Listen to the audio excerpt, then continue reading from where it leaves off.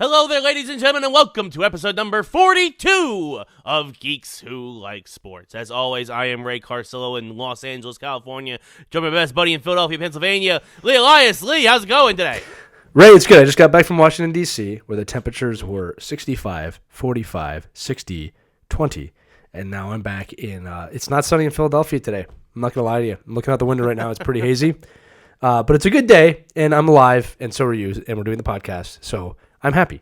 Yes. How are you? I'm barely alive. I'm sick again. I got sick. I went to a big Super Bowl party, which we'll get into the Super Bowl in a little bit, and I believe I got something there, and I am so I've been healthy for a grand total of 6 days in 2020 thus far. So just so our viewers know, he does not have coronavirus. We do need to. You contracted something.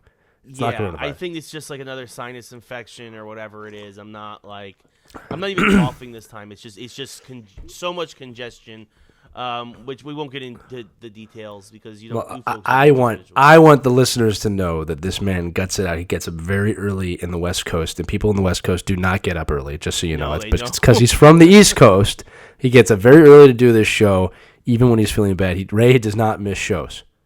No. I refuse to miss. I got to keep the Cal Ripken streak going. 42 for 42 thus far. We're just gonna keep going, folks. So I'm feeling a little under the weather. It also could have been similar to as you were mentioning. The weather's been crazy lately. It was 85. It hit 85 in LA over the weekend, and then on Monday it got only up to 50. So when you have that kind of a temperature swing. 50 is not cold, but when you have that kind of a temperature swing, it can kind of wreak havoc on your body, and I think I got a little rundown as well. So, well, I'm glad that you're here, Ray. I am glad to be here as well, my friend. I am Robotussined up. Maybe don't fall asleep. Yeah, maybe we should get we're looking for sponsors for Geeks Who Like Sports. Maybe we've gotten a lot of tea. Maybe some Bigelow tea out there can sponsor us, and maybe today's show is brought to you by Theraflu. Yes, yeah, exactly. Emergency. The shows just fly by. Yeah, emergency. Yeah, emergency. When you're sick and you need that boost or you think you're getting sick. So... Are you a sick podcaster trying to make a living? Yeah. We are too. That's why Theraflu is here for you. Yes. Oh, goodness. But no, Hooks, we got a great show for you today. So, again, pardon my nasaliness. We do have a great show. We've got a lot of geek stuff to go over. Birds of Prey, Marvel stuff. Picard, Pokemon Go, and then also on the sports side, we've got the Super Bowl. Going to talk about that for a while. Also, going to talk about sports records. We've got Alexander Ovechkin and LeBron James going after career totals. We'll get into that later. And also our matchup of the day, which would be what video game character would likely break some long-standing sports records. So we got a really full show for you guys, and I think you guys will really enjoy it. If you'd like to skip ahead to any of those parts, if you look below on whatever you're watching on, there is a time description unless you're watching our Facebook little short clips. But on the main video or the main podcast, if you look below, we always put the time code of what we're talking about and when. So if something doesn't interest you, you can skip ahead. That we do that for you. We do that for you. Ray and I have 75 people in the room that listen to every podcast, and they let us know these are the time codes of when things happen. And we pay all these people in Theraflu and Emergency, our sponsors. That are not actually our sponsors. Yeah, it's not our sponsors. Go ahead, and Robotus. But we would be happy for you guys to be our sponsors. If let us know. All right, now we're begging. Stop. All right. Okay, I'm sorry. I'm delusional, right? The Tusson's getting to me. Anyway, so it's a big week for geekdom, a big week for geekdom movies. Big week for movies in general. We're also might talk very briefly on the Oscars this coming Sunday. We're recording on, February 6th. It's Thursday. As Lee mentioned, he was in D.C. So recording coming to you a little later than normal. Yesterday was my son's 6th birthday. Yes. That's amazing. Happy birthday to Logan. Yes. Unbelievable that, he has been here for 6 years. I've been a dad 6 years. He is lightning in a bottle. He is a great kid, and he's playing lots and lots of Pokemon courtesy of his Uncle Ray. That's true. But next week we've got the new Sonic the Hedgehog movie. We've got the Birds of Prey movie. Picard continues to drop. We've also got stuff. We got the new Marvel trailer. Lee, I want to get your thoughts. What are you thinking of so far of we haven't seen it yet, but what do you think of Birds of Prey and the early good reviews that seem to be coming in from critics. Yeah, so I'm actually excited about this film for a few reasons. One, actually, I saw a funny ad an ad today for the film. The trailer ads, and it said it's Deadpool mixed with Tarantino. Right? That was one of the reviews, and I was like, oh, no, that's exactly what I needed to hear. So, like here's the thing. Margot Robbie did a great job with that character. I think that actually the female empowerment side of it's pretty cool, the way they're doing it. They're kind of abandoning some of the male characters, which I'm okay with. Like, I'm not trying to make it political. Like, it's nice to see because those are actually good characters in this film. I'm looking forward to it. It's gotten really good reviews. I mean, DC did really well with Joker, if we want to give them credit for that. I mean, it'd be nice to see him get 2 in a row. Also, you remember they had the the Infinite Worlds thing that just happened. So they're just kind of finding some footing here for a change. I mean, it's tough to make fun of them right now. It seems like they've put some stuff behind them. And they're starting to find their own stride. And it's funny, Ray, because the stride, and again, I'll admit we have not seen this film yet. Okay, but the stride they're starting to hit is kind of what you and I had said. It's like, look, do standalone things. Yes. Stop trying to copy Marvel. I know you make $1 billion every time you do, but do your standalone properties. They work better. It's always worked better in DC that way. I think this film is going to fit that. The other thing, too, is the trailers. I mean, Margot Robbie in the trailers just looks great. I mean, it looks really good. There's massive range in the trailer of her acting abilities, right? I have heard that she's fueled by cocaine in this film. I've heard that's the fuel. Literally, that's the fuel that makes her go crazy, which would be ambitious to say the least. But this film's also rated R, right? Yeah. Like they're going for it. Comic book movies are always better when they're rated R. It's just always been true. I don't think there's ever been a rated R comic book movie that has not been okay or above. I'm trying to think back. I can't think of one. That was done the right way. Let me just put it that way. If there was one, I'm not thinking of it. That's a good thing. So I'm looking forward to seeing it. I'm also looking forward to seeing Sonic. I'll get to that in a minute. I'll tell you why, because I've kind of come full circle on that. But yeah, I'm looking forward to. I mean, you know the canon of these characters more than I do. I mean, imagine that you like the direction it's going in. Maybe minus the Joker not being out of it. Although I understand it's Jared Leto's Joker, so I'm actually fine with the Joker being out of it. My thing is that. I feel like they've combined actually 2 properties in what it looks like with Birds of Prey, right? Yeah. Which is Gotham City Sirens, which is Harley, Catwoman, and Ivy, with the Birds of Prey, which is traditionally Batgirl, Black Canary, and Huntress. Yeah. And so there's no Batgirl here. There's no Poison Ivy. No. Well, that we know of. That we know of. We have to say that. Yeah. Yeah. So I mean, I know there are some fans out there who are a little angry that they've mixed up the lineup but for the sake of their movie universe, I can live with it. It can kind of make sense. My big thing is that I want to make sure. I know he's an amazing actor, so I have no doubt his performance will be great. Ewan McGregor. Yeah. But I'm very curious to see how they wrote Black Mask, because it's a character that's never been done in film before. There's a few different directions you can go with him. He can be either very crazed, very death obsessed, or in this case, it seems more like kind of like a traditional mobster. Yeah. So I'm curious to see how he's written. As good as the women are, I think that and like any superhero movie, I think that the foil is just as important as the hero. Totally agree. So, but these are anti-heroes, right? Right, exactly. So even more so. With this film, I think it's going to be interesting to see how they do Black Mask. Yeah, so you did bring up a good point with Ewan. So he's the only character in the trailer that looks comic booky, but I think they're doing that on purpose, to be fair, because I think they don't want to give too much away. They want to focus on Margot Robbie and the rest of the Birds of Prey. But yeah, that's the only part of the trailer that I don't want to say it doesn't fit, but it's just kind of like there's a big, huge question mark over that, right? For sure, it feels inconsistent in tone with the rest of the trailer, and for sure, whenever he's there, and it takes and again, it could work out masterfully in the film. We have no idea yet. Yeah. But it's over, Harley. I have the high ground. Yeah. You underestimate my power. Okay, go ahead. Sorry. No, I think that don't try. So that's my only thing. Again, going cause for concern, but I would say yes, cautiously optimistic for the film overall. And then of course, quick side note. this is Geeks Who Like Sports. So I do have to mention this. For any of you freaking out about the Obi-Wan Kenobi Disney Plus show, I don't know if you had read this or not. There was a lot of news that it's in peril. I do want to confirm that it's not in peril. And actually, Ewan McGregor came out and said there's nothing wrong with the show. They're just delaying it because they have some script work that they want to do because they want it to be good, which is a staple of Disney programming. They don't screw with these things. Yep. It's something actually the movie studios could learn from. If it's not where it needs to be yet, so let's just take some time and perfect it because the fans deserve that. So it's going to be fine.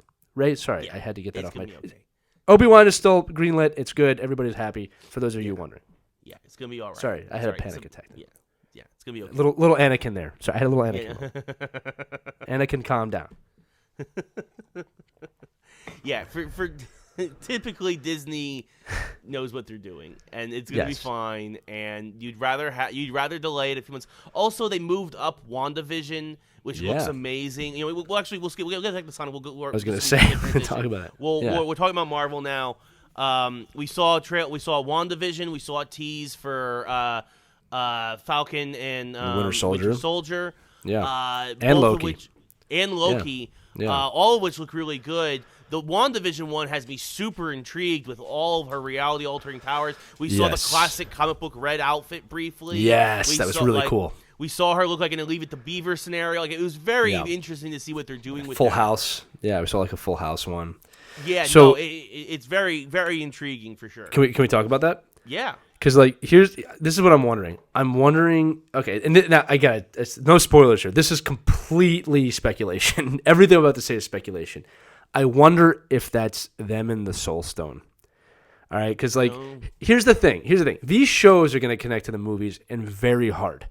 Okay, so like this is not like DC TV where it's totally different. And it's universe. not like Agents of S.H.I.E.L.D., which is super loosely connected. Like, that's an understatement, right? Like they're connected in the sense of like Agents of S.H.I.E.L.D. played off the movies. That's how it did it. It didn't influence the movies. These are clearly going to influence the movies. Okay, there is talk that WandaVision is going to be very connected to Doctor Strange and the Multiverse of Madness. Yeah. Okay, so I'm wondering here if there's some sort of time displacement, because what it looks like from the trailer is that they're stuck in some sort of altered reality where they're going back and forth between different sitcoms from different times. Like I said, we have a 50s, 60s type sitcom. We definitely have an 80s, 90s type sitcom. Right, we have something in there, like I said, she's in her costume, and then there was one where they flip back to actually their costumes from the movie. I think I saw. Yes. Okay. Yeah. So there's some sort of reality displacement here. And no idea how they get there. Is that Wanda's fault too? Like, I mean, we know. Like, I mean, are they going to do Wanda having a breakdown? Yeah. Right. Like, well, and where's the stone? Right. Where's the Mind Stone? Like that's the other thing too. Like we don't know where the stones are. Well, okay, we do. The stones were returned back to where they were supposed to be, but the Mind Stone was in the present. So we don't know where that stone is, right? If the stone's even involved, right? Like that, they might want to move on from that, and they might have something else complete with that. But a major question will be answered with that, obviously, or it's going to lead to something crazy. I'm looking forward to that show, only because it looks so damn ambitious. Like, I love that we have no idea what's going on there, and they have no problem being like, you have no idea. They have just no problem being like, oh, no, this is crazy. We're trying something crazy. But I completely trust them to do this. And like I said, that trailer, I didn't know there was going to be a Marvel Disney trailer. I was actually excited to see this. We got to go. Yeah, for sure. Yeah, so that one looks great. Yeah, Falcon and the Winter Soldier looked a little more like a traditional Marvel story. We saw Zemo. Things picking up right afterwards. We know U.S. Agent is going to be in the show, which is a big deal. I'm super excited about that. Yes. You want to explain who he is real quick for the audience, because he's not what you think he is, people. So U.S. Agent originally in the comics was kind of a replacement for Captain America. Yeah, and that's what it looks like he's going to be here. Yeah, too. Yeah, exactly. He was a replacement for Captain America after Cap kind of had a breakdown and went and became Nomad, which was kind of he had no shield, he had no costume. He was just a dude in a trench coat who kind of went on the road and kind of like helped people as much as he could, but he was just called Nomad. And U.S. Agent took over as Captain America. Then when Cap came back, he was basically like, well, I really like being a superhero. Can I keep being a superhero? And they were like, sure, here's a purple costume that kind of looks like Captain America's, but it's not. And he was basically the government superhero. Like, he worked with the FBI and the CIA, and he worked more directly with them. And he wasn't as strong as Cap, or and he definitely leaned more towards the pro-government side of things, whereas Cap kind of always tried to look at both sides of the argument. But, like, that's U.S. agent. He's kind of like a I don't want to say knockoff Cap, because he does become his own character, but he starts off as that. Yeah, it's Reign of the Supermen, right? Like, it's John Henry, right? Like, he's Steel. All right, without the power, but I think that's a fair comparison, right? Or like, but the question is, in this film, is he film? In the show is, we don't know if he's going to be good or bad or somewhere in the middle. Yeah, that's number one. We did see Falcon throw the shield and grab the shield in the trailer. Don't know what that means. I do not expect Falcon to be Captain America in this season, or if he is, it will be kind of like the journey of him getting to that point. Yeah, at the very end. We do see Zemo, who is the bad guy from Captain America Civil War, the guy who manipulates it. So he's out of jail, I guess. And there's a scene. They mentioned that he's gonna get a more traditional comic book costume. Yeah, which will be cool. Yeah, because he's an underrated villain in the Marvel films. A lot of people didn't like him, but I did. I loved Civil War. Yeah, I love the idea of making them fight each other. In fact, that was supposed to be the plot in the first Avengers film. Right, but we were so like, oh my God, it's the Avengers. We didn't even care, right? Yeah, because we have a Hulk. So, but yeah, looking forward to that. I don't remember if there's any more scenes. There is a scene of a U.S. agent like walking out into a football field or sports event or something like that. Yeah, if I remember correctly. And also, up, I think hanging like a podium or whatever, like when he's first christened as the Cap or whatever. Yeah, America needs a Cap or something like that. So look, again, it was a tease. That was it. It was a good tease. I'm glad they gave us something. Gets you excited. And then obviously, the Loki tease was just Loki looking at a camera saying, "I'm gonna shake everything up" or something like that. Yeah, very cryptic. Not as much as the other two, for sure. They could have recorded that before the Super Bowl, for all I know. But exactly. Yeah. I would also say really quickly, because you mentioned Doctor Strange 2, Sam Raimi now tapped to direct. Yes, was that official that he was that? For everything I'm seeing is that's now I've heard conflicting reports where he's in talks. Yeah, I've heard others where he's confirmed, but I believe he is now officially Doctor Strange 2 director. For those of you listening, we owe Sam Raimi a lot of credit, more than people realizing. I'm going to go back in time slowly here. First stop is the Spider-Man trilogy, the original 1 and 2. I'm not going to talk about 3. But 1 and 2 were masterpieces of cinema with comic books. They really, with X-Men, with Brian, what's his name? Bryan Singer. With Bryan Singer and Sam Raimi ushered in the modern comic book film. Yep. Modern. I'm not taking away credit from Blade. To me, that's a different world, okay? But X-Men and Spider-Man, and especially Spider-Man 2, all right? Yeah. The originals, if you will, were really the first time we got comic book heroes that could come down to our level, and DC was never able to do that. Again, different world, different thing. The Batman films are masterpieces in their own right, but they're different. Okay, like when I watched Spider-Man, Sam Raimi's Spider-Man, I felt like I was with Peter Parker. Right, when I watch the Batman film, I don't feel like I'm with Batman or in Gotham. Blah blah blah blah. It take place in New York. Anyway, go back in time even farther. You get to the Evil Dead films. Specifically for me, Army of Darkness. And if you watch Army of Darkness or Evil Dead and watch Spider-Man, the similarities are actually very apparent, especially with his uses of Zoom. All right. If you remember the scene in Spider-Man 2 with Doc Ock when he's becoming Doc Ock, and it's like that horror scene. Yeah. That's an Evil Dead scene. I mean, he literally borrowed from his own film. So him, especially Bryan Singer too, I got to give him a lot of credit because these men both ushered in, again, the era that we're in now, but they also made some of the biggest mistakes that helped us get to where we are now. Yeah. And I give them credit for their bad stuff too. Like I said before, Spider-Man 3. I don't like to knock Superman Returns. I don't think that was a horrible film. Well, even that in Spider-Man 3 wasn't even as much Raimi's fault, right? That's when the studios started to get involved a lot more. So because they wanted to sell toys and stuff. Toys. Which, by the way, you didn't learn from Warner Brothers with Batman in the early 90s? Like, come on. Well, Spider-Man 3 had 3 villains. It was just stupid. Like, one of the villains' storylines didn't even need to be there. Again, we'll have that discussion another time. But, like, these are the people that pushed us through to get where we are. And there's other directors now now that are really doing the same thing. But those, to me, at least in the modern age of geekdom, are the first two that really pushed it through. I got to say this again. This does not take anything away from like Tim Burton.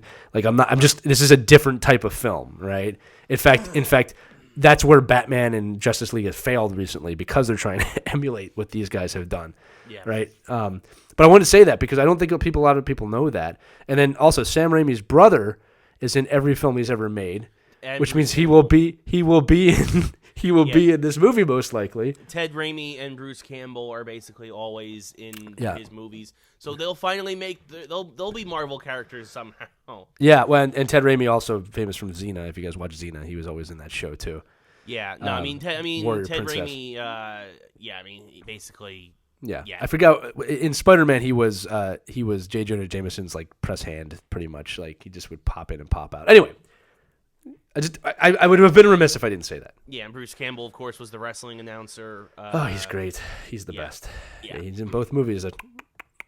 Yeah. The sign says no entry. Yeah. Also, Ash from the Evil Dead. If you haven't watched Evil Dead, stop listening to this and go watch any of the Evil Dead's, Army of Darkness, whatever. You will enjoy them. Yes. Groovy. Yes. So there's all that. Also, real quick, because we mentioned the Super Bowl commercials, which are now up to like $5 million for 30 seconds. It's amazing. Don't worry, folks. Disney's got the money. It just came out. Disney is making $150 million a month on Disney Plus. It'll never work. Yeah. So it's okay. They've got the money. I'm also happy I invested in them years ago, but we'll talk about that another time. Everything Lee does just seems to work out. I mean, it's not untrue. Yeah, I know.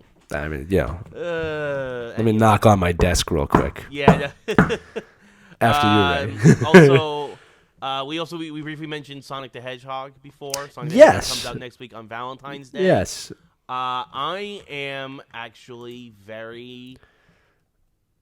I don't want to say excited, but I think I'm more optimistic for that than Birds of Prey, actually. Yeah, well, it's intriguing, right? So, let's just run through this timeline real quick. Obviously, they came out with a trailer about a year ago. Sonic looked horrendous. Okay. Audiences everywhere agreed. I give them a lot of credit. We talked about this on a podcast like 20 weeks ago. I give them a lot of credit. They went back and said, look, we're going to get this right, to the point that it actually put the animation studio out of business. I was going to say, it actually cost people hundreds. It actually cost hundreds of jobs. Yeah, all right. And, for those of you who don't know that, again, they went back, they redid Sonic throughout the entire movie and to put these people out of business, all right? Yeah. But the movie's still coming out. A little hiccup with Jim Carrey had said that they shouldn't have done that because it's like an artistic thing. I was like, it's not an artistic thing because Sonic has already been made. I love Jim Carrey, by the way. It's painful to actually have to criticize him. But here's the thing. I went to go see Jumanji 2. Follow me. Jumanji 2 with my son, all right? Because my daughter's not old enough to really handle a movie yet. So, and that was one of the trailers, and he was visibly excited. He knew who Sonic was, although he's never played a Sonic game to my knowledge. Yeah. Right? He just knows who Sonic is. I've talked about him, obviously. And I said, you want to see that? He goes, I really want to see that. So now, naturally, as a father, I'm like, well, that gives me an excuse to want to see this film. Although I kind of wanted to see it already. The thing that's intriguing to me, and this is one of those things of, this is where geekdom and fatherdom kind of meet. It's like, I kind of want, like, they're going to follow the canon. Is this going to make sense? Yeah. Is this going to follow this? And then I'm also like, if it doesn't, whatever. You know what I'm saying? Can you fly Uncle Ray out for that screening because he doesn't look like weird and creepy when he goes and sees it by himself? Ray, if you want me to do it, I'll do it because everything I do works out. He's taking a drink of water for those of you who know me. That is true. So I'd love to watch that. I would love to watch that video with you, the movie with you. But I think I'm going to go see it. I think I'm going to go in the theater and go see it. Yeah. This is a staple of our childhood. There was Mario and Sonic, and I'm very strategic with my investments when I go to the theater. Obviously, Marvel gets my money, Star Wars gets my money. This movie is done enough. I think it deserves a shot, right? And we'll give a full review of it afterwards. Yes. But yeah, it looks like a fun family film, and not like Woody Woodpecker, which was a movie that came out within the last 5 years and nobody knows about it. Yeah, because it just because that's what we needed right now. Unlike Sonic, Woody Woodpecker wasn't in the popular zeitgeist anymore. He went away. Not the last 30 years. That's what I'm saying. There hasn't been Woody Woodpecker. I think that ended in the mid '80s. Yeah, yeah, exactly. Since the late '80s, I don't think there's been a Woody Woodpecker cartoon. So it's kind of like it's weird. Why? Like you're really scraping the bottom of the IP barrel here to try and make a film off of something that came before. Dude, there are some films that get greenlit, and I just don't get it.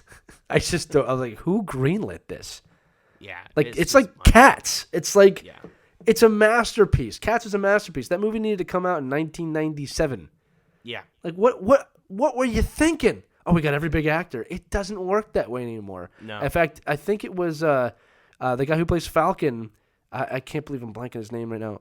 Anthony Mackie, right? Yeah. All right. Like he said, like people, and I don't 100% agree with him on this, but he's onto something. He says like people aren't going to see the big actor anymore. They're going to see big characters, right? Yeah. They're going to see Captain America. They're going to see Marvel, right? The storyline, right? They're not going to see Mackie, right? Now, I don't think that's completely true because I know people who go to see Tom Cruise movies, right? If Tom Cruise is in it, they're going to see it. But even he's really the last of that breed. Well, Schwarzenegger, him, right? Yeah, the big box office star. But I would say Schwarzenegger's not true either. Yeah, it's not true because Terminator bombed. So like Tom Cruise still pulls, but he's also very strategic about his films, and he's also doing properties. Okay, Mission Impossible is on its 8th movie or whatever. Yeah, it's also synonymous. It's synonymous with him. He owns that. He owns Top Gun. Like you know what I mean. Like so like it's a little different. But like that's the truth though, right? Like so, it's interesting. Yes. Other really quick, briefly, Lee, you wanted to talk about Picard. I do. Have not been watching this because I don't have CBS All Access and I refuse to get it. What are your thoughts? Well, my thoughts are one, I'll give you access to CBS All Access if you want it, unless someone from CBS is listening. But he is my family, so screw off. If you want CBS All Access, I'll give it to you. I'm really, really enjoying it. And I'll tell you this, before it came out, there was a really bad review of it, which I thought was stupid. Like, after one episode, why would you do that? Yeah, you can't review Star Trek in one episode. I will not give, this is a spoiler alert. Actually, no, it's not a spoiler. I'm not going to give anything away that you don't already know, okay? Let me tell you what the show has done really masterfully. It understands that it's not 1986 to 1994 when Star Trek The Next Generation aired, number one, okay? So they're not recreating the feel of The Next Generation. They've taken the characters of The Next Generation and put them into a modern type of show, which is really good, okay? They have followed the canon of Next Generation and the new Star Trek films. Okay, so for those of you who don't follow that, Star Trek with Chris Pine that came out probably 6-7 years ago, although I'm not good with dates, kind of had a futuristic aspect where Spock had to go back in time because the Romulan homeworld was destroyed. Okay, that's not a spoiler. This happened in the movie. Okay, and that's the whole purpose of that movie. So in this future where Picard's living, the Romulan homeworld has been destroyed. So it stays within that canon. Okay, it takes place 10 years after the destruction of the Romulan homeworld, and Picard was leading a rescue mission that something happened that ended that, and he ended up leaving Starfleet. Okay, so he's much older. He lives on the Chateau de Picard, which is his winery, which if you watch Next Generation, is actually his future self ends up there in one of the episodes. So it's really closely tied, and then it's doing what The Mandalorian does, which I love, is every episode it taps into some classic Star Trek, The Next Generation, thing that connects you back to the original show, right? That's what The Mandalorian did so well. But it's one of those things, if you don't know, it's actually okay because the story progresses anyway. I will also tell you this, that it heavily relies on the character Lieutenant Commander Data, or Commander Data, depending on what time period you're watching the show. And they did not undo his death from the last Star Trek, the Next Generation film. Okay, so they have been very good with the canon. They have been very good at putting these characters. Keep in mind, Patrick Stewart is a phenomenal actor too.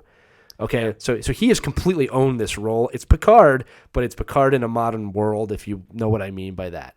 Okay, today's television, and I am really enjoying it. The third episode actually came out this morning. I haven't had a chance to watch it yet, but I love where it's going. I love what it's doing. Your favorite characters, the Borg, have a role to play in this in a totally different way than the past because they way overdid the Borg towards the end of the Star Trek shows. So they have a completely new type of deal with the Borg. That's what I don't want to give up. But if you're a Next Generation fan or a Star Trek fan, I would start watching this. If you don't understand it, just message me and I'll bring you up to date on what's happening. But you could watch this and figure it out. You have to have a little bit of Star Trek background to do that. The only other thing I want to say about Picard is that it's learned from Star Trek Discovery what not to do. So Star Trek Discovery started out very slow, in my opinion. And like you kind of have to get into it. It's much more action-based than explorer-based. You know what I'm trying to say? Like Star Trek's always been an explorer-type show. All right, and if it's not exploring, it's exploring people. Like that's the beauty of Star Trek, right? And Discovery was much more action than it was. It was very much based on the recent films, right? Right. This is kind of learned from that. It's like, look, the characters are what you're going to invest in. You kind of know the story. Let's really explore people. Let's explore how they interact with each other in the universe. That's really what Gene Roddenberry's vision was everybody coexisting, and that Starfleet has been not corrupted, but it has been moved off its axis. I think that's a fair way to say it. All right, and how Picard is living in this time period where everything he knew and what he believed in has been shattered, and he's having to find his way. It's good. It's good. If you like The Next Generation, you must watch this. I'll put it that way. If you like Star Trek, you should probably watch it as well. Cool. That's a good Picard, CBS All Access, Thursdays, 3 a.m. It's a very good review. And also, just to go back to what you said about Data, Commander Data, Brett Spiner said he refused to come back unless they kept his death as canon. So I imagine that obviously being a robot, that basically they probably just built a new body. Well, no. So here's the thing. So if I may, so as the android, so there were 3 androids like Data made. Okay, there was him. There was B4, who was unveiled in the last movie, which was like a test version of Data that his neural net doesn't work as well. So at the end of the Star Trek, I can't remember the name of the last Star Trek, Nemesis. End of Star Trek Nemesis. All I think of those stars when I hear that. It's a Resident Evil thing. But okay, at the end of Star Trek Nemesis, they try and put Data's mind or his memories into B4, and you find out in this show that it just didn't take, right? So like he's gone, all right? Like Data's not alive in this film. What you get is visions of him through Picard's mind or flashbacks, and so you do see him in the film. I gotta stop saying that. In the show, all right? So there's B4. There's also Lore, which was his evil brother. And Lore was deactivated in the show too. So there is no active Data. Now I can't give away the role he plays without spoiling it. Right. Okay, but his character has a massive role in what's playing out. All right. So just to answer you again, right? So synthetics are the kind of modern in the show version of Data, but no one has ever. Again, I'm getting really nerdy here. Dr. Sung, I can't ever say his name, is the person who made the 3 Datas, if you will. Right. Lorne, B4, and Data. No one's ever been able to replicate it, ever. Like those three androids were the best ever made, and no one's come close. And that plays another major role because they can't make them again. They've tried. Right. Okay. And the synthetics or the androids in the movie play a major role in what happened to keep Picard from doing his mission. Interesting. Picard, CBS All Access, Thursdays, 3 a.m. Eastern. Streaming now. Awesome. As we bring our geek section to the close, we'll briefly touch on video games. For those of you who know, me and Lee play a lot of Pokemon Go. We do. Pokemon Go has finally added their they had a battle feature, but now they have a matchmaking. It's a game. It's a versus game feature. It's a versus multiplayer. Yeah, mode. It's a game. They put a game in the game. Finally now. It's in beta. Technically, it's in the beta, but it's been expanding and rolling out more and more quickly. It's supposed to be out of beta, I think, in the next 23 days. Yeah, they're just doing it so it doesn't crash. You can tell. Yeah, no, and they've had some issues. They've had a few bugs, but that's why they're calling this a beta, because they knew this first month would be a stress test. But it's a great way to give Pokemon Go new legs. I've had to completely change a lot of my Pokemon strategies because I'm only able to do the Great League, which I hate because for a long time, and Lee knows this, I really kind of geared my team towards the Master League. So I tried to make my Pokemon as powerful as possible. Yeah. So I've had to. So my first few matches personally, I went 0-5, but I've since gone 23, and I've been 500 after my first 5. Wow, that's good. I haven't won one yet. And now here's the thing, because you'll understand this. I can't, for those of you who don't play, a raid is when you go and play with other people and get a legendary Pokemon typically, or a strong Pokemon. And I can't do that because for some reason, unbeknownst to Ray and I, in Philadelphia, there are just not that many people that collectively clan up to play. Right? A lot of people playing, right? But we don't clan up. All right, for whatever reason. Yeah, I mean, because I've been to Philly, and there's tons of gyms, and they're constantly switching, and there's definitely people playing. It's just for some reason there's no real sense of community that I'm hoping actually will change for you guys. Exactly. You guys are getting, and I wonder if that's part of the reason why you're one of the first American cities to get what they're I hope so, man. a Safari Zone. Yeah, we're going. We're gonna do it. Yeah. Yeah. You know, and I think it's gonna be, and it's a big deal. You guys will get an exclusive Pokemon for doing that. And I think it's going to be really interesting to see if maybe finally Philadelphia can get a community. Because here in LA, I'm part of a couple communities here in the Valley, and it's what allows me to get legendaries, and I've been trying to get extra legendaries for Lee. Of course, he doesn't have anything to trade me, but I'm still trying to get him for him in case he ever I've got does. things to trade. They're just not as powerful. Come on. I did get a shiny Gyarados the other day. He's red. Damn you! I still don't have a shiny Gyarados. I have something that you need then, Ray. Anyway, so shiny Gyarados, I do have that. But yeah, for those of you who listening who don't play the game, when Ray says there's a group of people, like it means like 20, 30 people will go out and play this game together in LA. Yeah. Right? And this is done all over the world. It's not just LA, but for whatever reason, Philadelphia doesn't have that. So the Safari Zone is a predetermined day and a time, and we all go to the same location and we will play the game together. I will bring my son. It should be really cool. I'm looking forward to that. Yeah. But yeah, the battle mode's really interesting. And like you said, like I have a hard time with it too, because like the Great League, my Pokemon are not super strong, and I have people throwing stuff at me I've never been able to get. You know, so and I can't beat them because I don't have some of these legendaries. But I can, next time I see you, I can also help you because you're coming over for Sonic, right? You're flying over for Sonic. Yeah, I'll do that on the show. I don't care. Get over here. Yeah. Yeah. It really. Like I said, the first 5 battles, I was like, oh, I got to really change up my strategy because it's very different. Yeah.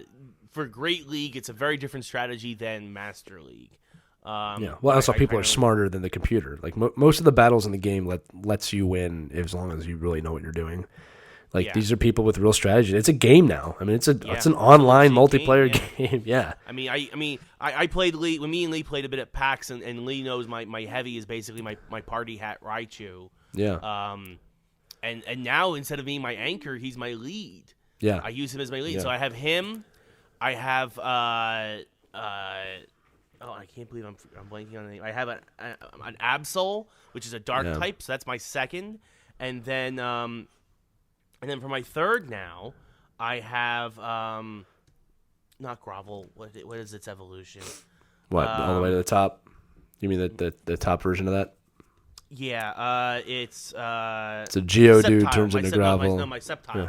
So see, this is my party.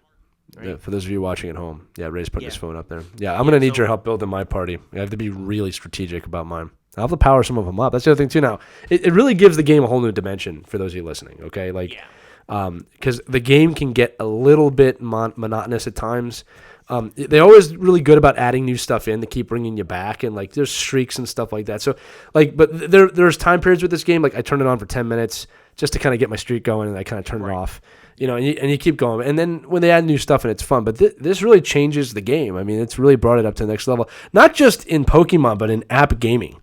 I mean, this really is the gold standard of what kind of, I guess, altered reality or augmented reality. Yeah, no, for sure. It's fun. Yeah. Like when Ray and I go to a new city, I'm pretty sure one of the first 5 things we do is like get our bags, maybe go to the bathroom, open it up and see what gyms are in the area. Because airports are flush with Pokemon, for this, so you know. Oh yeah. I mean, it's crazy. I mean, that's why I got so many. I got so many Pokemon from Australia. Yeah, smart. I got chat, which also wonderfully, Australia has a lot of free areas, just massive areas with free Wi-Fi. Yeah, which is awesome. So I didn't have to buy like a plan while I was over there. Yeah, I just hopped on the Wi-Fi and like a data plan, and it was that's great. Actually pretty cool when you think about it internationally.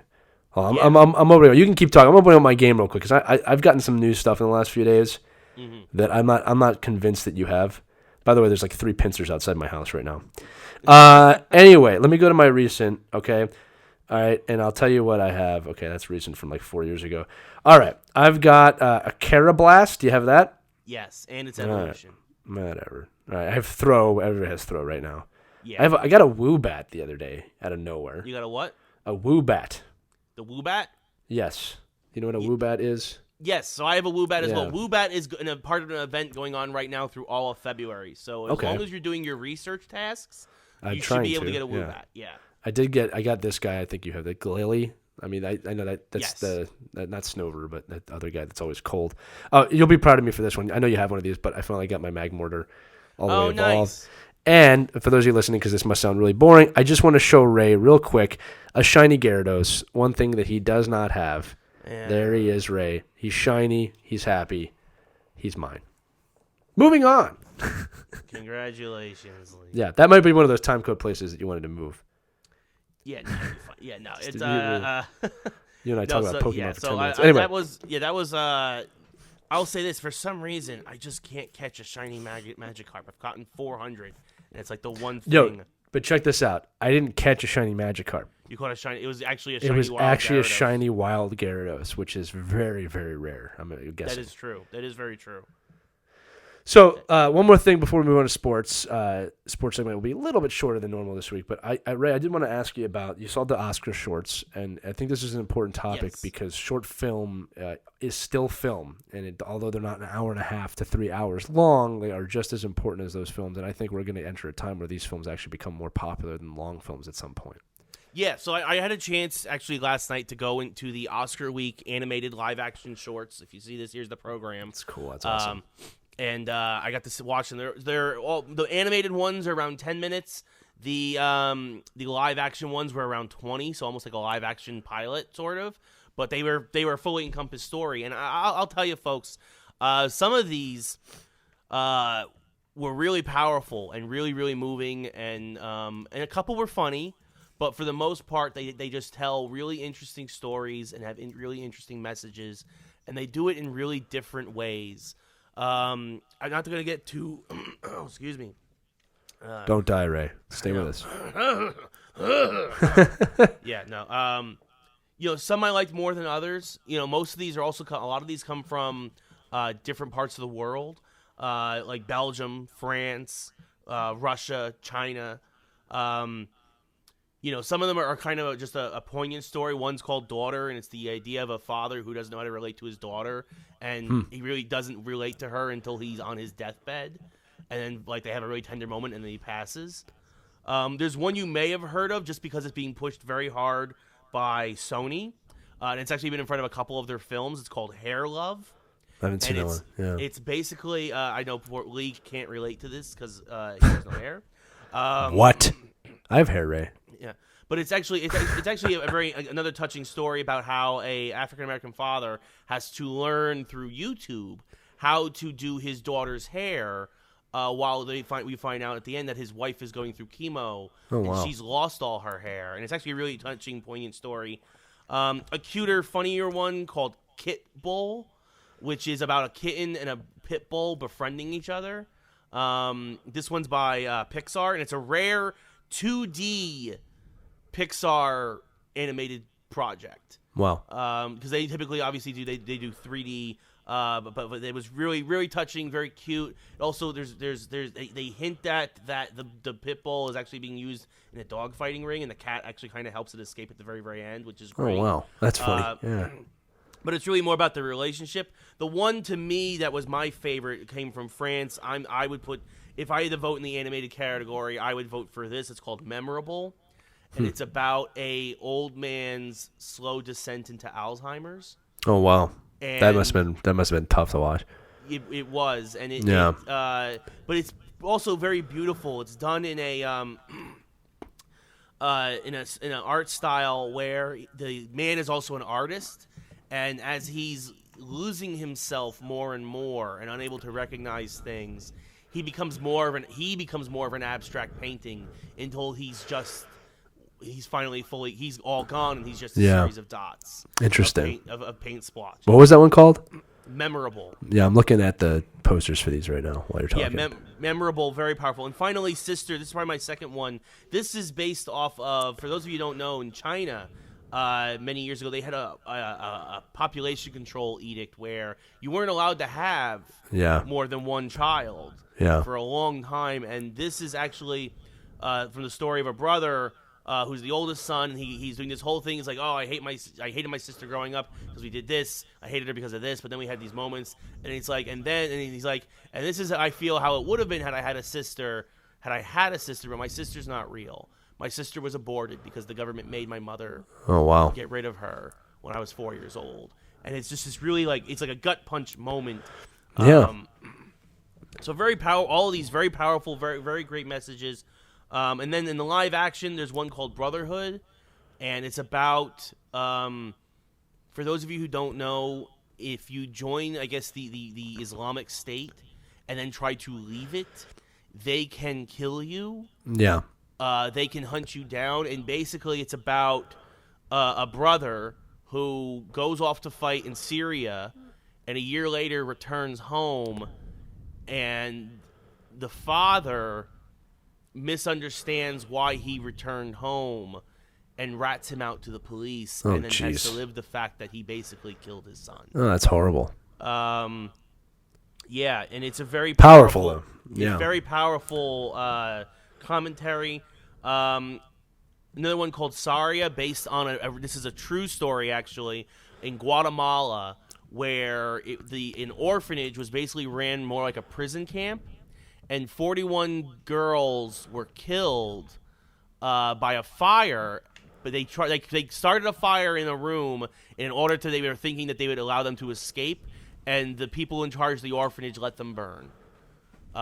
They just didn't do anything. And then, very powerful there. One called A Sister. This was probably my least favorite just because I felt a bit unoriginal.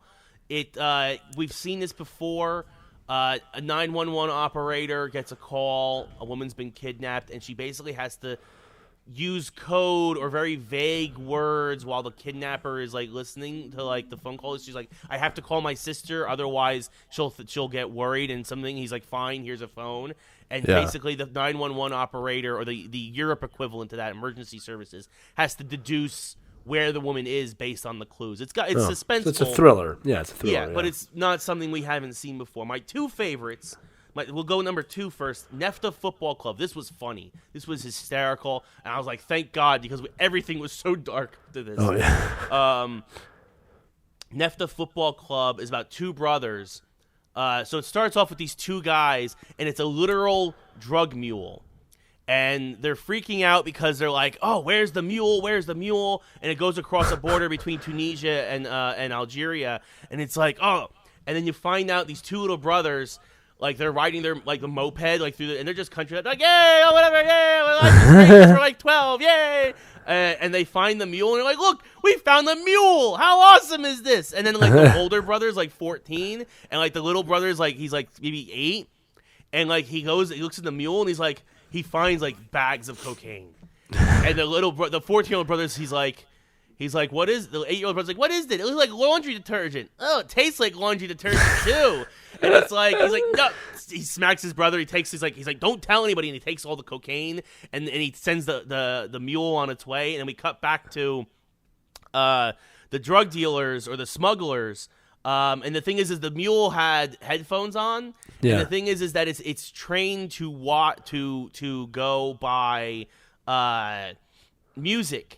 And specifically Adele, Someone Like You. And then the other smuggler, he's like, wait a minute, Adele? I thought you said Hadel.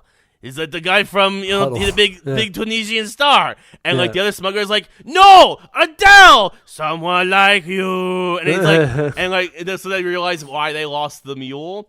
But then what's funny is so that the older brother gets back to town and he tries to find these older guys and be like, look what I found. He's trying to sell it to make money. He's he realizes what he has. But when he goes, the younger brother, and this is why it's called Nefta Football Club, the short film starts with him and his friends arguing over the lines of a football field, of a soccer field. Yeah. They're like, it's out. No, it's in. It's out. It's in. I deserve a corner kick. And all that other stuff. He takes he thinks it's laundry detergent. He uses it to paint new lines on the soccer field. That's great. He's like, look, we don't ever have to argue again. We have new lines. And the 14-year-old brother's like, oi. Yeah. And that's how it ends. And it's really funny and poignant, and I really, really enjoyed it. But my favorite, and I'm sorry we're taking so long with this, my favorite, I don't have anybody else to talk to about this. That's fine. We're listening to you. Because so few people. That's the other thing. I really do hope we get to a point where it's easier to watch the Oscar-nominated shorts because it is. Yeah. Well, they are. I know so Apple puts good. them out every year. You can buy all of them.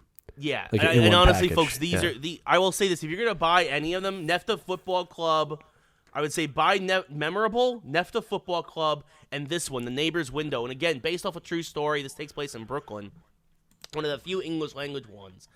A couple with 3 kids in like one of those fancy lofts has new neighbors across the way. The new neighbors don't put curtains up. And the couple with the 3 kids see everything. And at first it starts off as a very innocent voyeuristic thing. Like they're kind of like they're eating their cereal and they're watching the couple across the street have sex. They're eating their dinner, they're watching the couple across the street have sex. And it's kind of funny.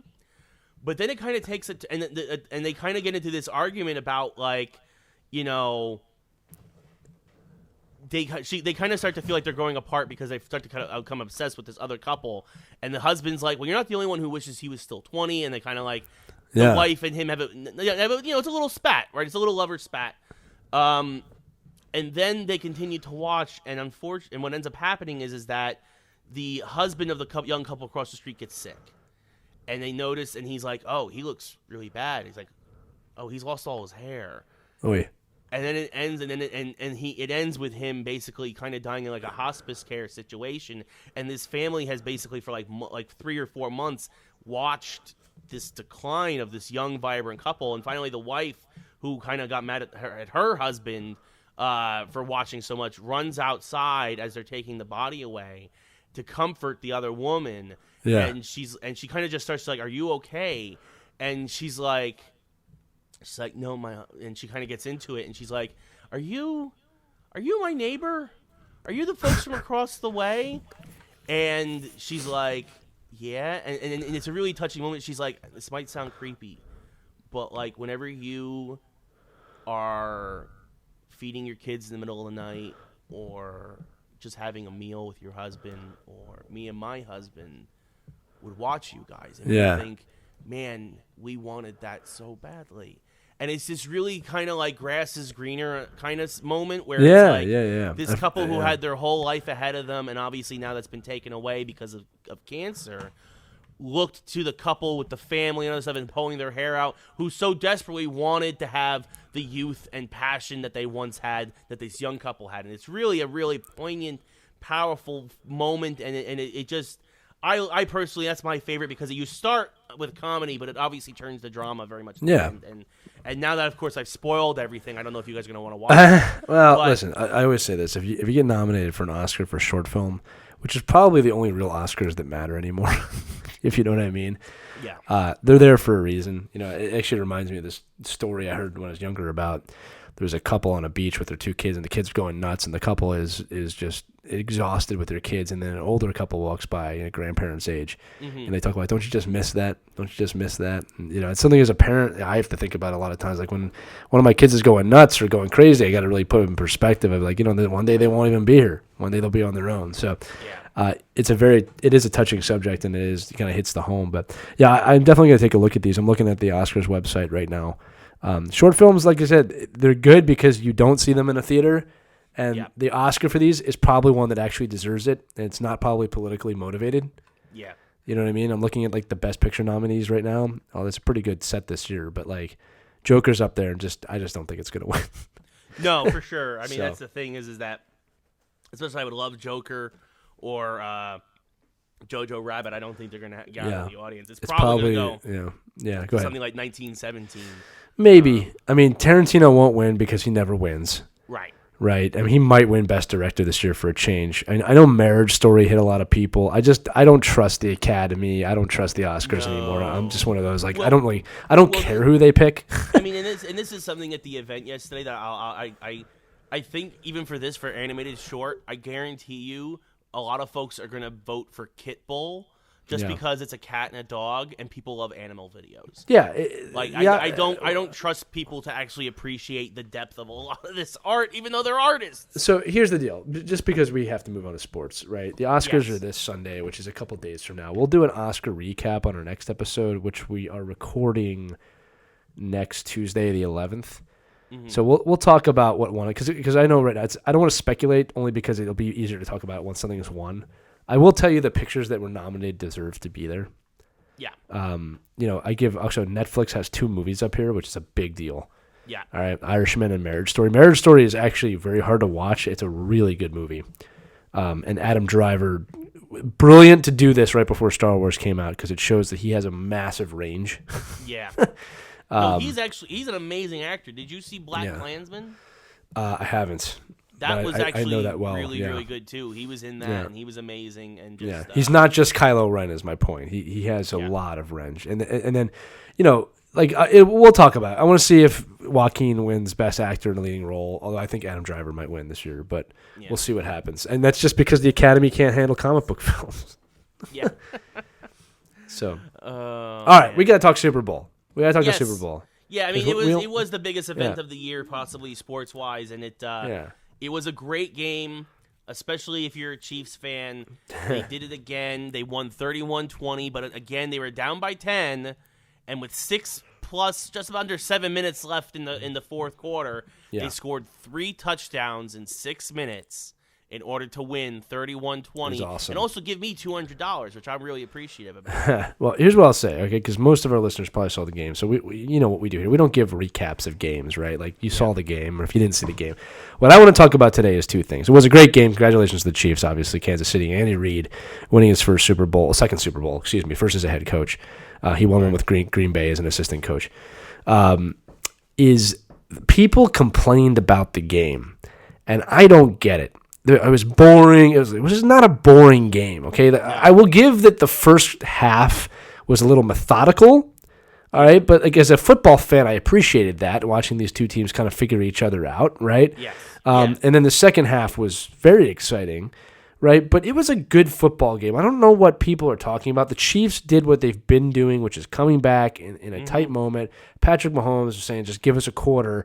And they did what they do, and they won, and it was not predictable, and you really didn't know who was going to win till late in the game, if you know what I mean, till that series happened. But that's how the Chiefs operate. It's a good game. Congratulations to both teams. What was boring about it? I don't know what people are talking about. Was the 21-point fourth quarter boring to you? Right, the first half, but they traded scores 3-7 to the Chiefs in the first quarter. And it was 7-3 to the 49ers in the second quarter. Yep. Right, then the Niners put up 10 points in the third quarter. There's scoring in every quarter. Yeah. Right, back and forth leads. Yep. What do you want? I mean, not a lot of penalties either, by the way. Yeah, the refs did a good job. Yeah, there was nothing controversial. We've been every week, but 1 week we've hated the referees here. They did a good job in the Super Bowl. Yeah. What did you want? There's a defensive matchup there. I mean, I do tell people in Philadelphia, like, we are a little spoiled here because our Super Bowl is one of the highest scoring of all time. Right. And, it was just touchdown. So, that was a very exciting game from a scoring point of view. But from a football point of view, this was a great game. What are you upset about? And by the way, you can turn it off. Yeah. Don't forget that. So, Ray, do you have any thoughts on that before I go to my second thing? No, yeah, I mean, I agree. I thought it was a good game. Yes, it wasn't the greatest game ever played. Right, but, it was a good game. It wasn't the shootout that you guys, like you said, that you guys had, or the defensive battle that the Giants had against the Patriots or anything. Like, it was a solid game. It was a back and forth game. It was I'll say slightly above average football game. Yeah. Yeah, that's good for the Super Bowl. All right? I don't know what people wanted in that game. Well, and like you said, the first half was a lot of feeling each other out, a lot of dinking and dunking and trying to lull people. Which is not unheard of in the Super Bowl. No. Keeping in mind too, you have to remember the Patriots aren't there, so it's people don't know what to expect in this game. When you're playing the Patriots, a lot of people know what the Pats are going to do. That's one of the things that made the Eagles Super Bowl so great. Is kind of knew what you had to do to win to beat that team. You knew what you had to do. Well, even that, you had Andy Reid going for it on fourth down twice. Yeah. You had moments. Good game, number one. Sidetrack real quick. The Super Bowl commercials this year, I didn't think this was the best year for Super Bowl commercials. It was actually kind of boring. People playing it safe. That's the boring part. Yeah, which was too bad because I actually looked forward to the ads. But my favorite one was the one with Jason Momoa for Rocket Mortgage, where he takes off his muscles. I thought that I think people don't know Rocket Mortgage, so they forgot. That was actually my favorite ad. Tide did a good job again. And then, but they're starting to group together all their properties into one advertisement. So, but it just wasn't a great year. Wasn't a great year for Super Bowl ads. They were just okay. The Bill Murray one with Groundhog Day was brilliant with Jeep. Right. Yeah, there's a few other ones. There's a few other ones that were good. The smart car was good. It's Smart Pack. The Smart Pack. Big Poppy, I didn't realize you lived there. Yeah. Jeez. Those were okay. It's just nothing. There was nothing exploded to me this year as big. Like, oh my God, did you see that? It was just okay. The other thing I want to talk about is the halftime show. We've had I know some people listening to the show had issues with it. Please stop. Please stop. You guys got to be kidding me. Can we complain about anything else nowadays? Okay. First off, there was so much culture in that halftime show. It was not okay. It was hardly political.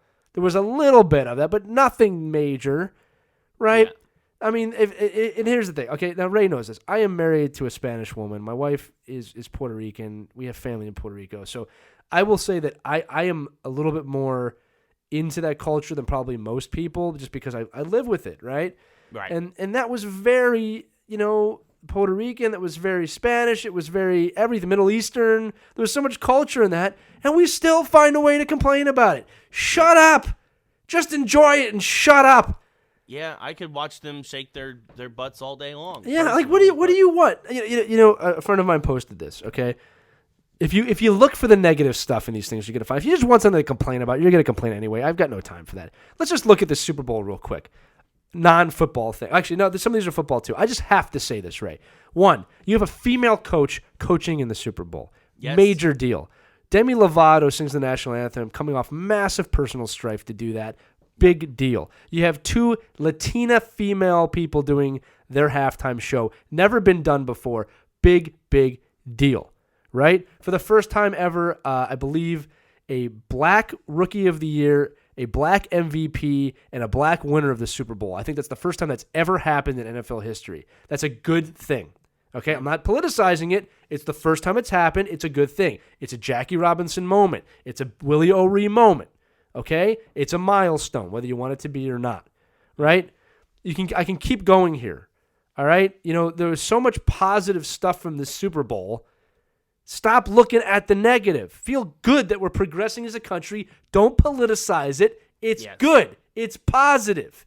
Okay? It was a good game. Now move on with your life. Stop looking for shit to be mad about. Well, I think that's the thing is that I think there's a lot of folks out there who are just looking for something to be mad about. Yeah, what are you doing? Enjoy. I mean, I'm so sorry you have to live in a country where we have to watch the Super Bowl. Right? I'm so sorry that you can watch March Madness on your phone. Yeah. Shut up and enjoy your life. This is the greatest country in the world. Also, let's not forget this is the first time Kansas City's won in 50 freaking years. Yeah, that's really the big thing. I mean, by the way, Travis Kelce tried real hard yesterday to one up his brother, but I still think Jason Kelce had a better Super Bowl. Oh, he did, because he's the man. And for those of you who don't know, I have his speech on my wall behind me. That's not a joke. All right, it's true. All right, just you're looking for things, and people, listen. I know, because I'm calling a lot of you out right now, because you know who you are, the people that did this, not just one person. Okay, if you look for negative, you're gonna find it. All right, that was a politics-free Super Bowl for the most part. Okay, I don't think I saw one thing that made me want to do it. And here's the thing: kudos to the NFL. And was it on Fox this year? Fox, yeah, because I know there were some things that happened during the game that were political, and they did a pretty good job of just not showing it. Okay? I know I'm not even going to mention them because I don't want to, because the show's not political, but I can tell you right now there were 3 things specifically that happened that were meant to be political, and they just stayed away from it, which is good, because we don't need anything like that. There's plenty of politics going on right now outside of football. Just plenty. You can take your pick. I'm not going to mention any of it. If you want some politics and BS, there's plenty of it. Okay? Yeah. First time winning a Super Bowl in 50 years. First time, somebody came back from mental health to sing the national anthem. First female NFL coach in a Super Bowl ever. All right? And 2 Latino women with a cultural performance that was not political. Stop complaining. How amazing is this place that that's what we got to experience, and you're complaining about it. Enjoy it. Yeah. Ray, Alex Ovechkin's trying to get a break. I'm not even going to try. Alex Ovechkin's so that's trying our to thoughts catch on the Gretzky. Super Bowl. Yeah. Because we only have like 10 minutes, maybe. Okay. Yeah. Let me segue this one. Okay. We want to talk really quick about two major milestones in sports history. One that is probably definitely going to fall, and one that's going to be a bit of a chase. The one that is definitely going to fall in reality is LeBron James is chasing down most points all time. He's probably going to get it. Yeah, unfortunately, it kind of got overshadowed last week because of the tragic incident with Kobe. Of course. But the night before that happened, LeBron passed Kobe on the all-time scoring list. Is now third all-time. LeBron's only about 4,000 points away from Kareem Abdul-Jabbar. That means if he stays healthy, he's only 35 years old. Yeah. Yes, he's not scoring as much as he once did, but if he just maintains his career average of 27 points a game, he'll break it in about 2.5 seasons. Yeah. And be the all-time leading scorer in NBA history. And mind you, and people are like, oh, well, LeBron played a lot more games, all that stuff. Actually, that's not necessarily true. Because let me tell you, let me just really quickly tell you how much faster he broke Kobe's numbers. He beat Kobe's numbers in 100 less games. That's a season plus. He took 2,000 less shots than Kobe. That's incredible. Yeah, that's the thing. When you think about Kobe, that's incredible. Yeah, you know.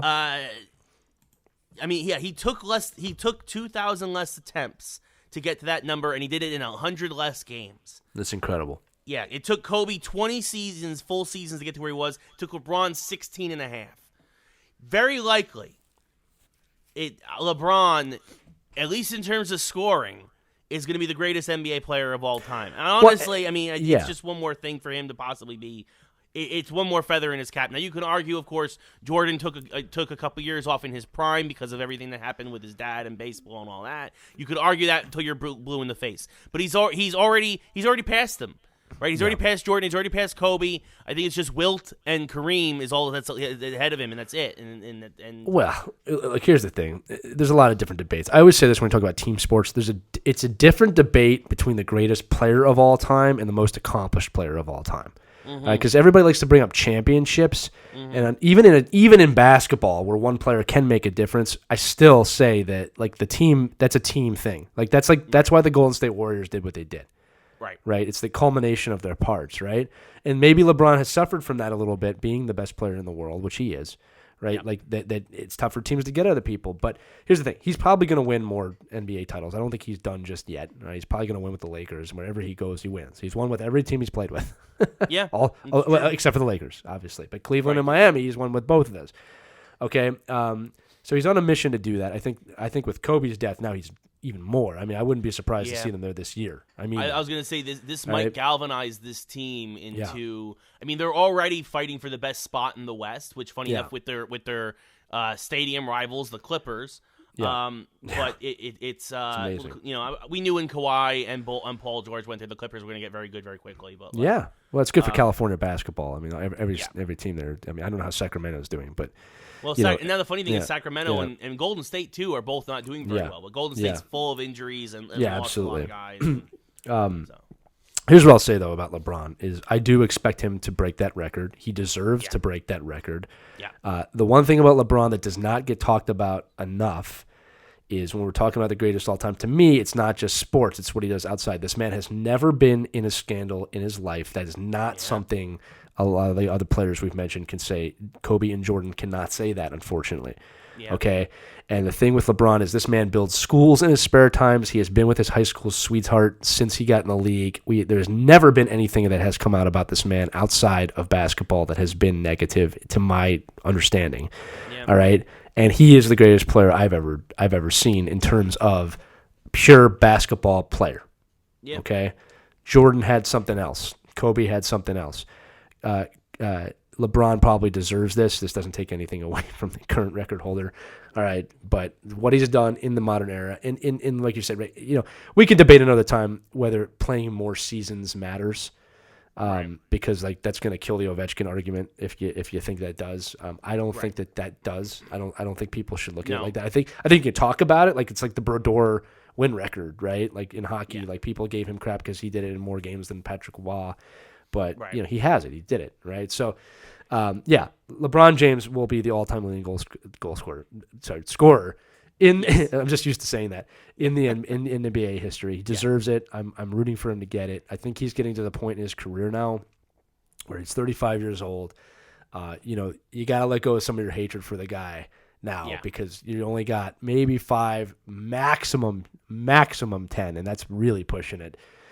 Years with this guy left in the league, probably more like 6 or 7. He seems like the type of guy that he's going to probably leave it earlier than most. Enjoy this man now while he's here. Give up your hatred a little bit the last few years. Like it's like Sidney Crosby. Like I don't like Sidney Crosby as a Flyers fan, but I respect Sidney Crosby. He's the best player in the world. And you can call him the crybaby all you want, and we all do for fun. He's the best hockey player in the world overall. Okay? And when I watch him play, I marvel at his excellence as a hockey player. Just like you should be marveling over LeBron James as a basketball player. Yeah, you put Crosby ahead of Ovechkin? I'll tell you why in a minute. Okay. Well, so LeBron, we probably got – honestly, he's 35 now.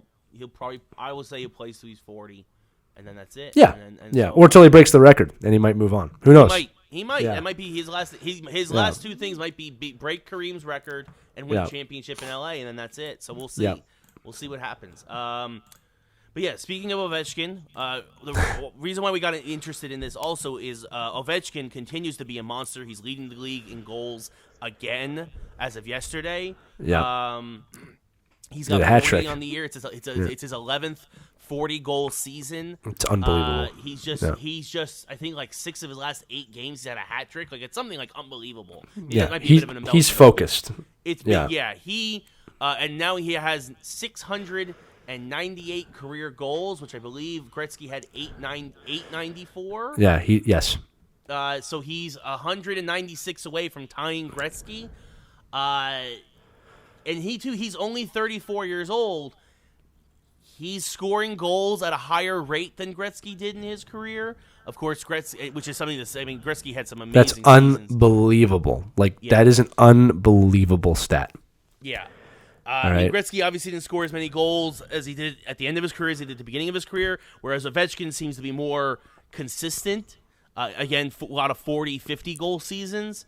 Gretzky scored goals, and of course nobody's ever going to probably touch his points record. But Gretzky because of his goals, assists, right, at a clip of 0.6 a game. Ovechkin is scoring goals at a clip of 0.61 a game. That is, you have to understand if you're listening and you're not a hockey fan. Yeah. This is the modern era. What Gretzky was shooting on versus what Ovechkin's shooting on is a totally different thing. And people like to make that argument a lot. I'm making that argument with that stat. The production that he has in this era is unprecedented. It's unbelievable. Yeah, no, it is absolutely unbelievable. I mean, and honestly, so if he's 34 years old, let's say he plays till he's 40, including this season with the games left, 82-game year, let's say he takes a couple games off here or there, he might get nicked up here or there. Yeah. Let's say he's got 500 games left in his career. At that rate, he will score more than 300 goals. He will break 1,000 goals in his career, which is unbelievable. Again, this is assuming he keeps up this pace and assuming he plays until he's 40, which would be about another 500 games. Yeah. What's more likely is that maybe he starts to decline a little bit in his old age. Maybe he starts to slow down a little bit. Maybe he gets an injury or here. Not wishing that on him. I hope he plays all 500 of those games in over the next 6 years. He again only needs 196 to tie Gretzky. Yeah, he could, in theory, at this rate, do it in the next 4 years. Possibly. Yeah. So here's the thing. That's assuming he does 50 a year. Right, which, I don't want to put anything past Ovechkin. This is the way I look at it. Like you said, he's at 698 right now. Just to put Gretzky in perspective, because I'm a big fan, Gretzky has 1,963 assists all time. That's good enough for just over 1,000 more than second place assists all time. Okay, so he is on another level. Okay, like this dude has 1,000 points more than the next person. So in terms of points, I don't think that's ever going to be caught up on. Right, I agree. And there's a lot of reasons for that. Time period things. He changed the Modern game. Yeah. I always say to people when they make it's a different era. Well, he evolved the game. That's always been my argument. Like, and that's Ovechkin evolved the game too, right? And people don't seem to understand that. I shouldn't say that. That's my argument. It's when a guy changes the game to make it more like him. That's a statement in itself. When it comes to the Ovechkin goal thing, here's the deal. If at his current production rate, he could get up to probably above to be 6th all time after this season. So 717 is that's Phil Esposito's. That's 6 all time. He could get up there. If he has an unbelievable finish, he might even get up to 5. Marcel Dion has 734. But here's the big number. If he can get to 802, okay, so 802 would put him 2nd place all time. The only person ever to do that is Gretzky, and that's to beat Gordie Howe. If you get past Gordie Howe, that's a huge deal, number one. Yep. Okay? And I believe that he will do that, all right, because he's less than 100 away. All right, then the chase is on. Now, here's something I've seen different from Ovechkin. He's clearly taking this seriously. He wants it, and he wants it bad for multiple reasons. One is he would love to have a Russian on top of that list. I know that. Okay. Number 2 is that he seems to be scoring more all of a sudden. He took off from the All-Star game to get a break. That clearly did him good. He seems to be scoring more, right? I've never seen him this determined since they won the Cup and since really earlier in his career. Like, this is something he wants, right? Yeah. And from an athleticism point of view, I mean, it's tough to put this big man down, right? I actually expect him to play past 40. I wouldn't be surprised if we see him 42, 43. Oh, for with sure. the way he I was is. just assuming he's going to stop at 40. Like, that's not. He might. There's a visible decline in players once they hit that age. All right. I mean, I think Jágr was the old one. Well, Gordie Howe's the oldest that ever played, but that's different. He but played till he's 50. Yeah. Yeah. Jágr played. I think he was 43 or 44 in his last NHL game. Yeah, but like Chris he wasn't. Chris Chelios was 48. Yeah, but they weren't producing as much. They had a point here or there. So like if he's got to get to that age and still somewhat be 20 goals a year, right, or 15 goals a year. If he's close, he'll do it. But it's going to be an amazing race, and I just want to say this: if he's able to even come close to that record, much less break it, all right, it's unbelievable. To be able to score that many goals in this era of the NHL is unbelievable. Nobody else is even close. Just so you know, I'm looking at this right now. The only active players that are close, and I put active in quotations because they're done, is Patrick Marleau, who's not going to be playing much longer, Marian Hossa, I'm pretty sure is retired, and then there's nobody else in the top 50. Yeah. Right? Like, the next closest, I'm looking at Sidney Crosby. All right? Yeah. And he's been riddled with injuries throughout his career. Remember, he missed the whole season. All right? Now, I don't think he ever would have rivaled Ovechkin in goals. Points, definitely. Okay? Yes. All right, and then Ilya Kovalchuk, who's at the end of his career, is number 65, right? And then Stamkos is 84. He's got a lot of his career left, okay? But, like, again, he's halfway to Gretzky. Right, yeah. Right? He's got a long way to go. Yeah, Joe Thornton, again, they're getting into the high 90s. Yeah, right? Thornton's going to be probably after this year. Too, yeah. Yeah, so this is a modern marvel. For those of you who don't watch hockey, if you get a chance, you need to watch this man play if you care about sports, okay? Because he's chasing a record that many of us thought would never be obtainable. And I remember when talks started happening about how he might get there, he perked up and he started scoring like crazy. All right, and he's done the math, and he's had analytics look at this. Like, you need to put up 50 goals your next 3 seasons, all right, and then 25 a year after that until you're 43. Right, yeah. And you can break it, all right? And again, this was once thought to be an unchallengeable record. Yeah. Okay, and it's very much in sight. Again, barring injury, I wish him the best, because in my opinion, the last thing I'll say on him, Alex Ovechkin, I'm making this statement, is the greatest goal scorer that has ever lived, in my mind. Ooh. Okay, whether he gets the record or not, he is the greatest goal scorer I have ever seen in my life. Okay, the way he is able to score goals is unprecedented, and that has a lot to do with what he's facing versus what Gretzky's faced, but he doesn't exist without Gretzky, if that makes sense. Yeah. You understand? My only challenge to that, what about Mario Lemieux? What about him? Like I said, it's tough to again, a guy who was completely riddled by injuries. The only guy that he lost years of his prime because of cancer and all that stuff. Yeah. But Lemieux This is true. Lemieux is only person who scored at an even higher rate. Lemieux scored goals points per game at a .75 clip. Yeah, it's tough. Like I said, he was another goal scorer. Different era. Very sick a lot. Yeah, you're talking like that's during the Gretzky era, but like again, when you look at his time in the 80s and the 90s, it was a little bit different. Right, dude, he's top 3. Don't get me wrong, but I'm saying in my experience watching hockey, what Ovechkin's able to do with what he's up against, I here. I'll give you another quick example. Right, like this dude shoots from the top left circle more than anybody in the league. Yeah. Everyone knows he's shooting from there. He's shooting from there, and he still scores a goal there every game. Yeah. Like, think about that for a minute. That's like me telling you, I'm throwing a fastball, Ray. Oh, let's not talk about that. It's like me telling you, like, Ray, I'm going to throw you the football to the 52-yard line every single game on this play, and you somehow catch it every single game, right? Yeah, let's definitely not talk about baseball right now, okay? Yeah. Like, think about that. You know what he's going to do, and he still does it. You can't stop the guy. I did want to say this, too, because you asked me about Crosby earlier. There's a difference between, for me, greatest goal scorer of all time and greatest player, okay?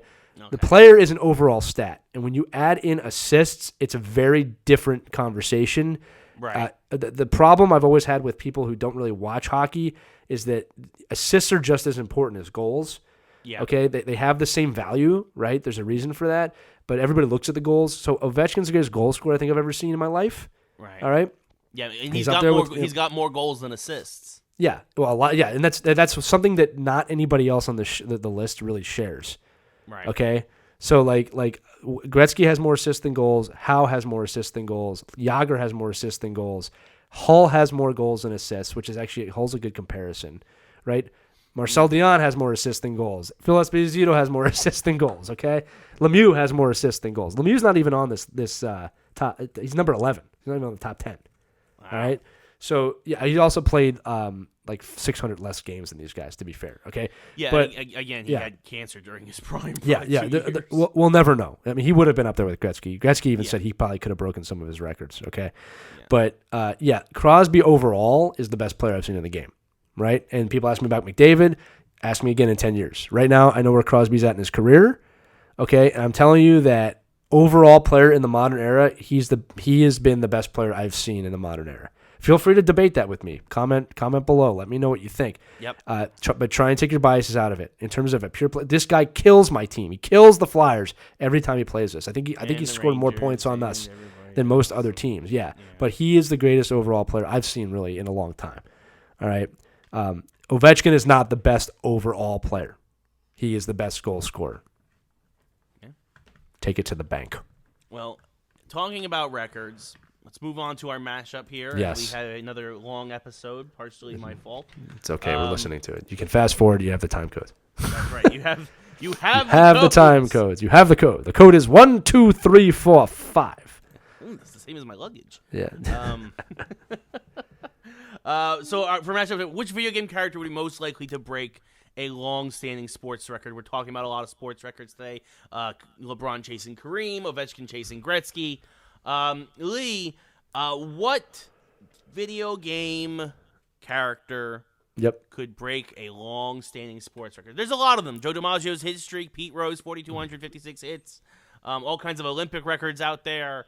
Gretzky again, Kareem, like all of that. So what game character, do you think could break an all-time record? Well, Ray, it's funny you mentioned that because I'm looking at the longest-standing world records in athletics right now. Oh. Okay. How convenient. That's amazing. It's like we planned this. So I'm going to just read through them, and I think some of them are all the same guy. But like Jonathan Edwards' triple jump has had a 22-year record, right? Well, that's Mario. That's an easy one. Yeah. Well, Javier Sotomayor, high jump, 24-year record. Is that also Mario? I don't know. Who jumps really high in a game? I would say Luigi jumps higher than Mario. See? Never gets any love, but now he does. All right? And keep in mind, friends, they've had their own Olympic Games multiple times. With Sonic and friends, yeah. Yeah. So 26 years, Mike Powell's long jump record has been there. All right? The Mario brothers would kill it in the Olympics. Yes, that's... All right, now here's the thing. If we're talking Mario 2, then I believe Princess Peach would have some of these records, too. Well, yeah, because she would just float for the long jump. The long jump. Peach. Yeah. Peach never gets any love in these things. Peach. Yeah. Right? All right, shot put. Randy Barnes, 27 years. I mean, Donkey Kong. Come on. Donkey Kong, Bowser. Yeah, Bowser would be amazing. Yeah. Bowser, I would love that. All right. Let's keep going here. Like the 100 meter, 100 meters is Florence Joyner. 100 meters, 29-year-old record. I mean, I hate to be cliche. Like, I hate to be cliche. Yeah, it has to be. I could just hear that sound. Yeah. Right, and that's actually been some of the funny ads when like they have these athletes talking about how fast he is. Yeah. Right. But yeah, like you really got to go back to the classics here. I mean, the Mario Brothers and family and friends. Yeah. Really, I mean, I'm sure Toad could win one of these. Never mind, Toad. It depends. Toad from the game or Toad with that annoying voice from the cartoon. Toad. Hell, were they thinking? That's what Toad sounds like. Oh my God, it's Mauser. Yeah. Mario, what are we gonna do? Yeah. Just an annoying New York accent for no reason. Yeah. And nobody in New York sounds like that. Well, okay, a few people. Yankees fans can sometimes. Boom. The best pitcher ever. Yeah, I mean, a lot of classic game characters, I think, more than even modern characters, right? Like, you don't think of Kratos or Lara Croft, right? Kratos could probably win something. I mean, I'm sure, but what, right? Fencing? I just got this image of him killing the fencer, though. Lara Croft could probably do something competitive with, like, rock climbing. Well, also, isn't there an event with guns? Yeah. It's not the triathlon; it's something like that. Yeah, right. Snow, Yeah. For sure. You have to ski and then you have to shoot and all that other stuff. So there's that, and then there's I think Link would be a good fencer. Yeah, I could see that. Obviously, Little Mac for boxing. Yeah, clearly. I mean, it's kind of a given. I think Chun-Li could probably break the squatting record. Whatever that is. Oh, there you go.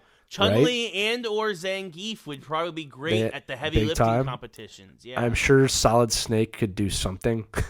Yeah. All right. I'm just thinking here. I mean, like, Commander Shepard would be a great coach. Yeah. All right. Yeah, I don't think. That's Fox would be good at the races too. Star Fox. Yeah. I'm looking at Geralt of Rivia. If we're talking Witcher, would be good jousting. He could do fencing, depending on what sword he's using. I mean, anybody with swords is probably a decent fencer. Yeah. Oh, and what's Zelda's alter ego called? Sheik. Sheik could definitely do that cross country stuff. Yeah. All right. Yeah. No, for sure. You know what I mean? I'm trying to think if there's anybody else. So, if we had a singing contest, Sindel could probably be involved in that one. All right. I mean, and then, there's other things too. Like there's just Johnny Cage would be a great WWE all-time winning belt champion. Yes. Yeah. Right. For the 37-time WWE champion. That's one of those things with WWE and WF. When you get like the 4 or 5-time champions, again, it's like, okay, we won it, we got it back. But like the 27-time, like it's never happened. But like at some point you get into this ridiculous level where it's like, but like, then again, you have characters like Undertaker that transcend that, like where the belt doesn't really matter.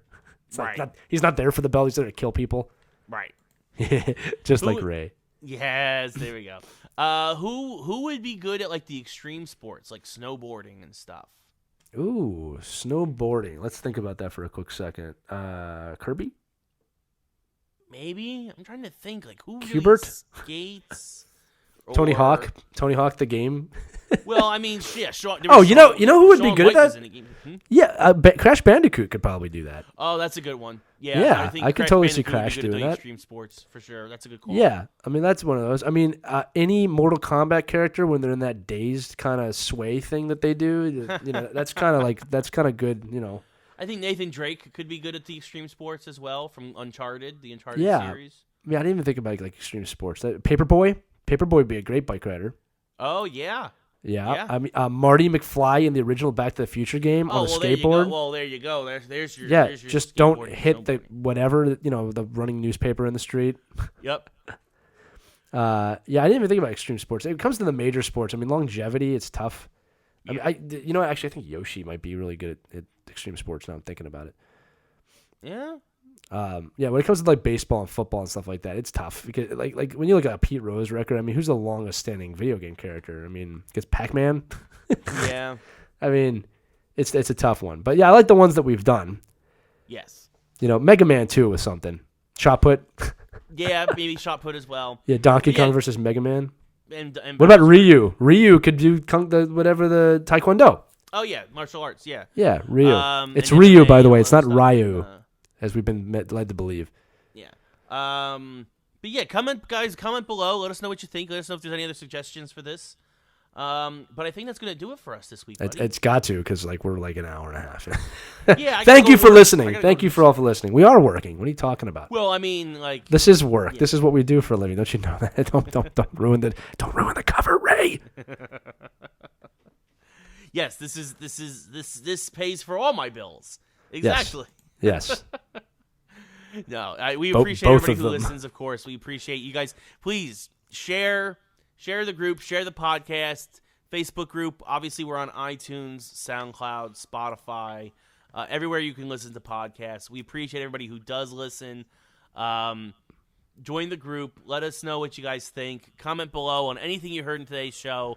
Like Lee said, jump around if there's something that interests you more than something else. Yeah, please. Yeah.